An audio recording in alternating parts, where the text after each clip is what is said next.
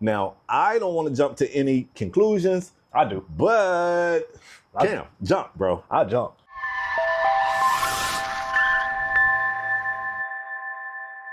All right, what's going on, folks? It's Spade. It's Cam. And we are back with a brand new episode of Two Brothers Auto News. Sir. Man, you guys have actually been showing a lot of love on this series. I hope you guys continue to do that. Cam, we ain't got a lot of time. I want to jump right in, bro. Jump right in? All right, jump right in. Listen, now you guys know I like to hold it down for the good muscle cars made right here. I don't know if they really made here, but from right here. And I want to start our news today right here. I want to talk about the Corvette. I think an episode ago, or maybe 2 episodes ago, I had some C8 news, and we're going to pick up with more news from General Motors and Corvette. So Corvette exterior design manager Kurt Binion has left GM. Right? Now you're like, oh, that's no big deal. Well, he is now the 3rd senior member of GM Performance to retire over the course of the last year. So let's throw the names in. So Corvette Chief Engineer Taj Jutker, gone. Corvette Project Manager Harlan Charles, gone. And now you add in Kirk Binion. That's 3 of senior members of Corvette. Now, we already know Corvette's looking good. You're wondering what's going on. Now, GM has downplayed any rumors that it has plans to reimagine Corvette as a brand. But seeing these 3 high-profile people leave the company, it's kind of making you wonder, like, if GM or Corvette, someone has a different identity that they want to go with the Corvette. Now, although Taj's retirement was somewhat expected, like he kind of, I'm not going to say he teased it, but it was expected. He had been with the company a very long time. So when he retired, it didn't necessarily catch anybody off guard. But these other 2 retirings or firings or whatever they were, these things right here were not expected. Oh, right? So they was like retirement. Somewhat. So check this out, right? So Harlan Charles has characterized his separation from GM as a forced retirement. And he has taken to now, whenever he makes a social media post, his sign-off says former Corvette product marketing manager. So he's making sure to sign off his post with the word former in front of his previous title. See. Now, Binion has made no public comments, none that I could find anyway. But there is a pretty popular Corvette website called CorvetteBlogger.com, and they reported that he was fired. Now, I don't know if they really know. I don't know if their sources are legit, but I'm just looking around trying to see what I can find, and I don't see anything there. So the thing is this, right? First of all, Harlan, he lets it be known that he doesn't feel great about it. He actually had a social media post. I'm going to pull it up because I don't want to misquote the guy, but let me get it right. He made a post where he says, "My Corvette dream is over. My bubble burst. After 24 years on Corvette and 37 years at GM, I was informed that my time is up and I will no longer be your Corvette product manager. I am now retired. I've had the greatest life I could have ever imagined because of Corvette. We were able to prove that America can compete with the best in the world and win. I was able to work on 4 generations, and no one can take away what I think is Corvette's best era in history." And there's a bit more, but you can tell from this post, this is not a guy that was ready to step away. And it sounds like a guy that was very passionate about what he did. Now, I don't want to jump to any conclusions. I do. But, Cam, jump, bro. I jump. Hey, buddy, this feel like in the NFL when they hire a coach, and then like the next year, they be good, but they be with the team that the old coach had. Like, this feel like the beginning of that. And like, what the name, Harlan? What is that name, Harlan? Yeah. Harlan Charles. Harlan probably know that's what's gonna happen. Like, everybody, the C8, everybody loving the C8. Every variant they dropping the C8 get more and more ridiculous. And Harlan said, "Hey, I was part of that. Like, some of that is me. Absolutely. So like, you gonna kick me out after I've been with almost 40 years? And you gonna kick me out now? Like, it ain't like they struggling or nothing. So it's like, what's the MO here? Like, this feel like some old buddy, like, let me move my partner in your spot, or let me move my kid or whatever in your spot. There's some type of crazy nepotism going on. I don't know. I'm speculating. I'm purely speculating. I have nothing to go off of.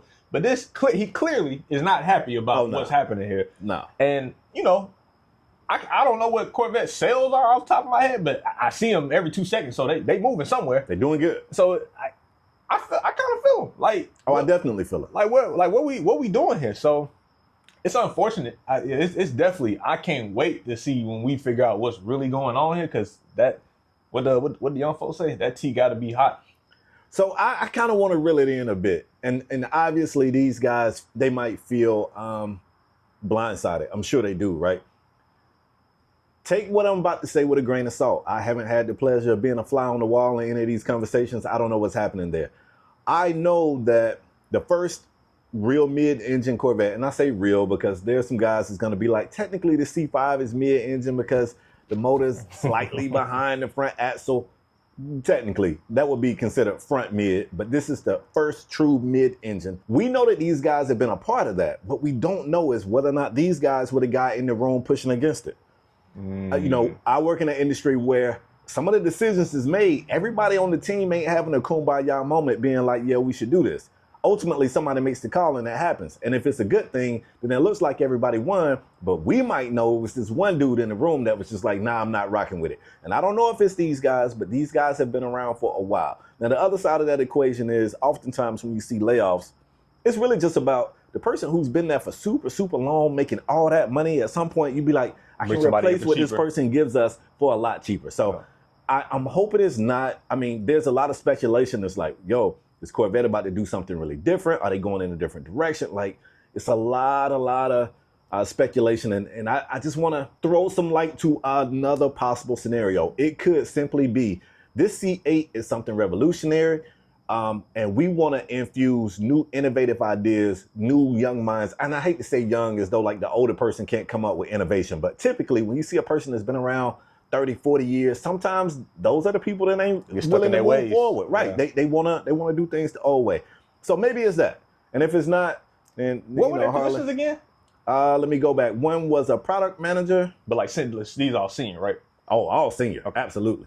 So there was let me get it right. I lost my joint. Okay. Chief engineer, Corvette project manager. Okay. What was Kirk?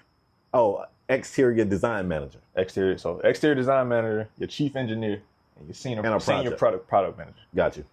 Yeah. I get you trying to throw them a bone, but I just can't imagine all three of them were against what was happening. Likely not. Like, I just maybe I'm a contrarian.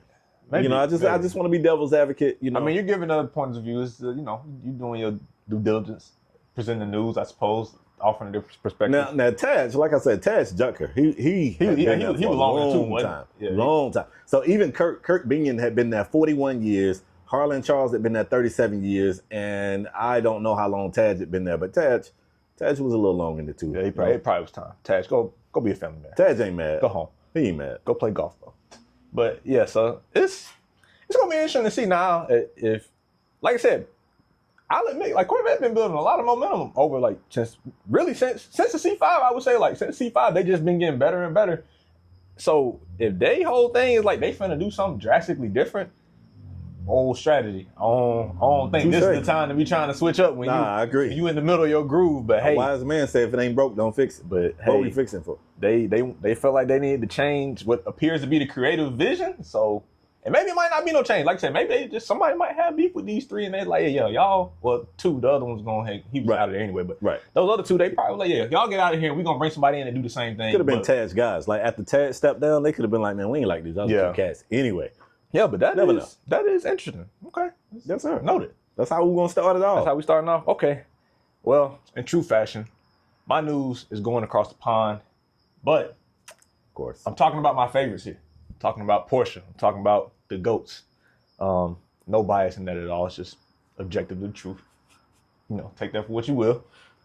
But this ain't great news. Porsche is pumping the brakes on their EV initiative. Oh, no, that is great news. Go ahead. Yeah, that's to some people it's great news, but it's kind of not. And I'm going to explain why.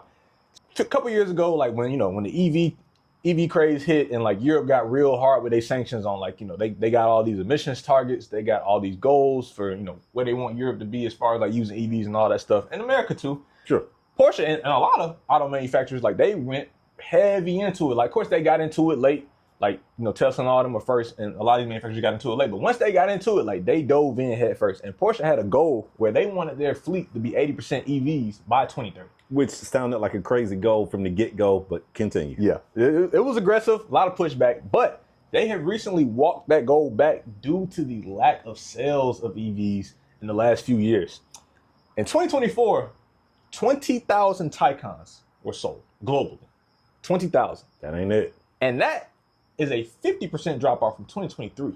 And they're gonna drop more. And they're probably gonna drop more. And the EV market, that's just not them. The EV market as a whole has seen a massive hit in the last year, especially compared to the year before that and the year before that. It's only gotten worse and worse. And especially in China, everybody's getting their head kicked in by Chinese manufacturers over there because those cars. But their EVs are doing good. Yeah, their EVs are doing good because they're only selling domestically, and because they're there, of course, they lower cost to produce. You ain't got to ship them out nowhere. Like, it's just a better deal for them. And they offering a lot of car for not a lot of money. Where brand new Taycan is over 120 grand here. I have no idea what that converts to Chinese yen or whatever. Probably more than 120. But those Chinese manufacturers are offering the same luxuries for a fraction of the cost, and that's just something Porsche and a lot of these traditional manufacturers, they got to get with the times on the pricing of these EVs. Thanks. So they walked that back, and they said because of that, their R&D department has become more flexible on developing new combustion derivatives of EV vehicles. Now they're not going to stop. Of course, they're not going to stop making EV vehicles, but they are basically opening back up to giving out combustion variants of each car. I believe I read that this initiative is going to be pretty costly. Let me see if I can find exactly how much that was. Yeah, I'd be curious to know what, like, taking a pivot midway through, like a 5-year plan, like 2 years into a 5-year plan, making a pivot. Like, it was pretty bad. And I might have had the note on my phone. This is live journalism right now where I find this information. This Porsche's shift back to committing to more combustion vehicles. Apparently, they projecting it might cost them right at 840 million to make that shift, but it's gonna help. It's gonna help their sales. It's gonna help the sales. They'll make it. It's gonna help the sales, and the overall, the net gain in money is gonna close that gap between what they're losing and what they're gaining. So that's the goal there. The Cayenne, the Panamera, and the 911 are for sure going to have gas powered models into the 2030s. Hasn't been any talks of a 911 EV yet, but if you're in the know, they've been working on that. It's been something they've been developing. Of course, the purists will never buy that car. They're gonna hate it regardless of how it performs. Facts. The Cayman and the Macan before this were in their last year of combustion engines, right? And they were gonna go full EV with those. Like, the Cayman EV has already been made. I think they're gonna start mass production on those probably this year. Macan has already started in Europe. It's already started in Europe. I don't believe it's in the US quite yet, but those are already out and on the road in Europe. But I believe they're going to try to bring at least the Cayman combustion engines back is what's been speculated. As I said earlier, they're not the only ones who are walking this back. Audi has came out and said they're walking some of their EV initiatives back. Mercedes has said the same, Volkswagen, and in America, Ford and GM have also said they're walking some of the goals and aspirations that they had back. So I think I think this is a product of a lot of the pandemic craze of gas being through the roof and like it making sense to have an EV then, and just the infrastructure in America just ain't there yet to keep up with EVs for most places. Like, if you in Cali, if you really anywhere on the West Coast, like, you probably good. And I would say even parts. And they still have their challenges. Yeah, they still have the challenges too. And even parts of Florida, you probably in a good spot. But it's a lot of places where you driving for hours before you see a charger, and you just don't know. And then just having to learn how to live with that day to day. A lot of people kind of scared of that. So it's caused. And another part of this is how these manufacturers are pricing these EVs. Like I said, I love Porsche. I love that Taycan. I do too. I'll never get one. Nobody should ever buy a Taycan new. Never new. Now, used, they lose half their value in a year. Like, if you go and find a Taycan, you can find a Taycan now for like 50 bands, like 56 bands. If you want an EV, I would say there's no better bang for a buck than an EV. $50,000 for basically brand new Porsches is a hell of a deal. But they cost entirely too much. Yeah. So I think all of that has attributed to these sales plummeting year after year after year, and just making and I get some of that is legal. Like, they getting worried from government saying, like, y'all got to make this happen. And now the manufacturers are pushing back and like, people ain't buying. We can't force people to buy. Like, we still a business at the end of the day. Like, we got to do what we need to do to make ends meet. So that's my news on it. Like I said, I'm specifically singling out Porsche here because that's where my heart lies. But a lot of manufacturers have said that they walking back. They just haven't gotten to the specifics of what that's going to look like. I wish I could remember what episode it was, but there's a previous episode of Two Brothers Out on News, and I was like, I'm pushing against this initiative because I don't remember who we were talking about in the episode, but somebody was like, it might have been Porsche, was like, nope, we're doubling down. Like, whatever percent of our entire lineup is going to be EV. And I was like, are they not looking, like, as a company, you also have a responsibility to look at projections. Yep. And projections change. Like, you get a plan, you get into it, and you look at these numbers, and you got to decide whether or not, like, I'm standing on it, I'm gonna double down, or if you're gonna be like, wait a minute, this may not be a good plan. And I was like, everything we're seeing, there is nothing that we see that's trending to be like, we EVs should just kill our combustion engines and go EVs. Like, I wasn't seeing it. Yeah, I mean, like I said, I think it's smart. I think it's smart, and whatever it costs them to make this pivot, they will make back in sales. Yeah, I mean, the first part to fixing the problem is admitting there's a problem. So they've said, hey, we got a problem here. We need to pivot, and they're doing so. So it's good to hear. Like I said, the Macan, I wasn't too mad about it going EV only because, like out of the Porsche lineup, checking for the Macan at least. Yeah. I was sad to see the Cayman go EV only. Like, that was a bit of the bold move to me. Like I said, I know they're gonna drop an EV 911, but I think they know that there's no way in the world that they could ever go EV only 911. Like, it would just.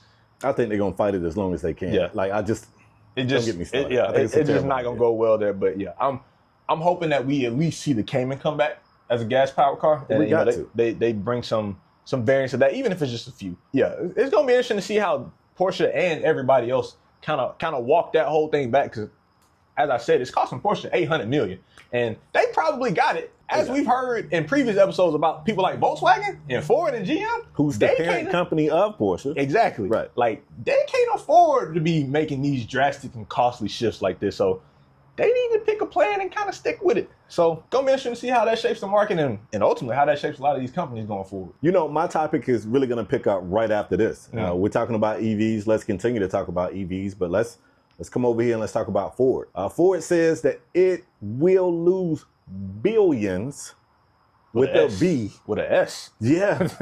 Billions on EVs in 2025. And this is after losing $5.1 billion on EVs in 2024. Just last year? Yes. That's crazy. $5 billion. Nice. Now listen, anybody hearing that and being like, yo, what is Ford doing that out of their mind? Let me reel you in a bit. EVs are still pretty unprofitable due to the high cost of the battery. Like, the battery is the biggest thing that you put money into.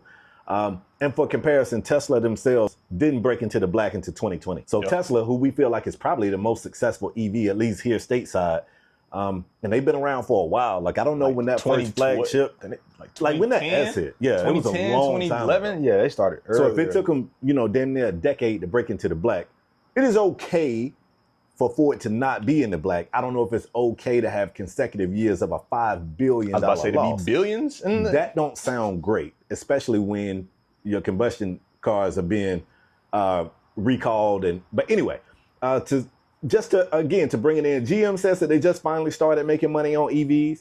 And, there's a Ford division called an E division. Their job is to produce zero emission vehicles. They had a tough 24, like a really tough 24. Now, that's not all bad news. Now, let me pull my notes up here. Is it good notes?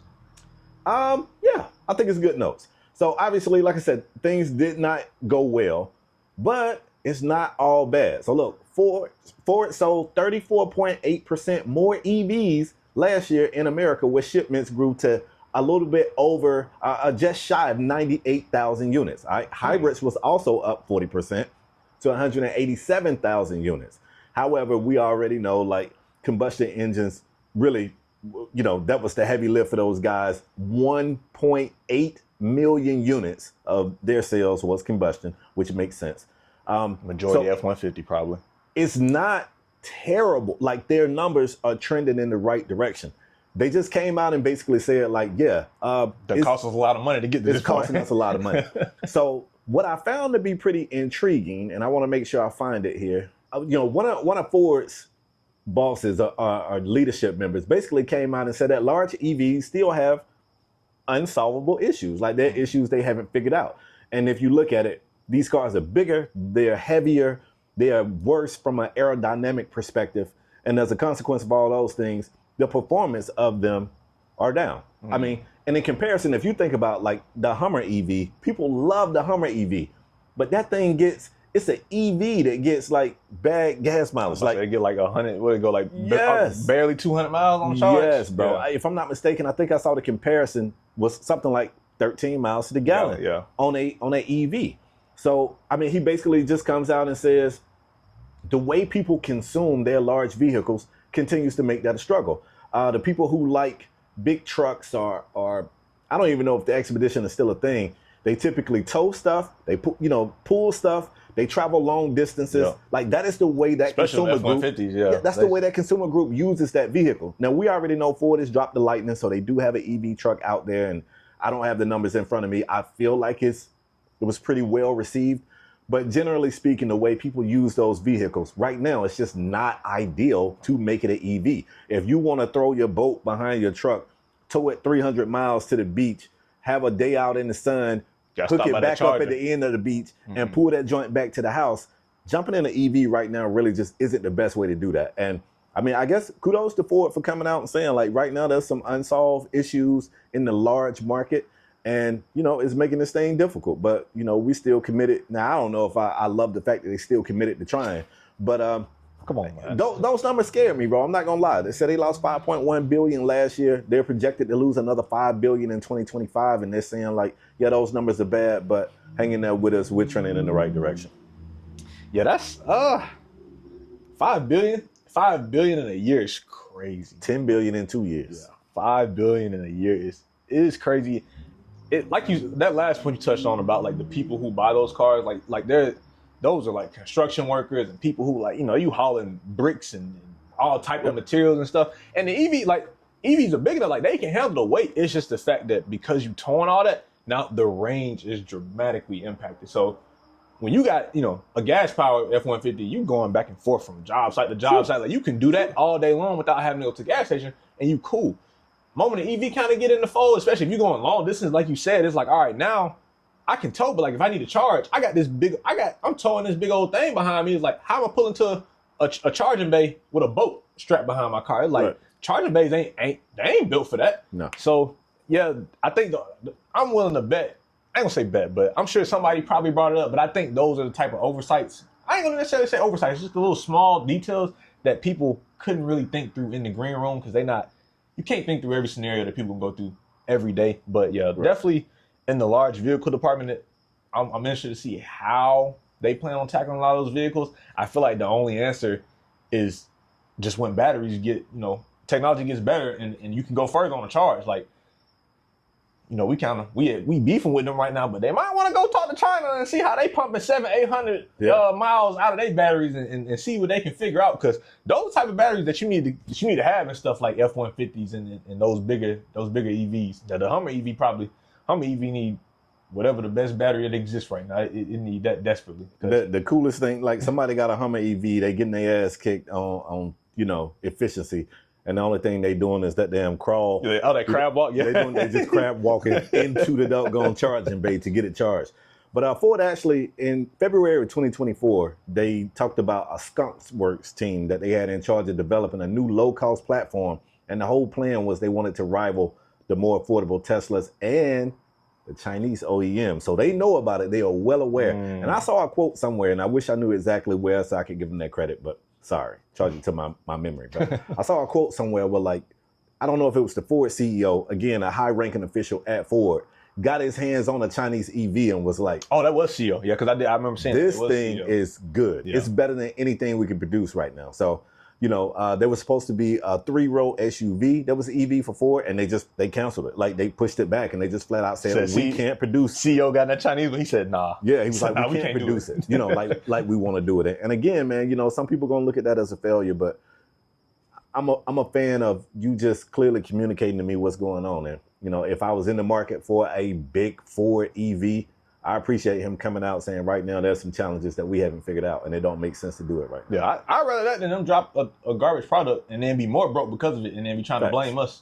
because they more broke and it's like you shouldn't have came out in the first place. So I dig it. Yeah, that's gonna be, like I said, still $5 billion. I don't know if they're gonna sell enough F-150s to make up for that, but hey. Especially if them shits keep going back because the engine season. Like, you probably can carry it through your combustion engines, but they need to be of quality. Like, come on, Ford. Speaking of that leads perfectly into the next topic. Oh, God. Ford has recalled the Bronco, and not just a couple Broncos, We talking about 150,000 Broncos have been recalled due to the rear suspension parts that could, guess what?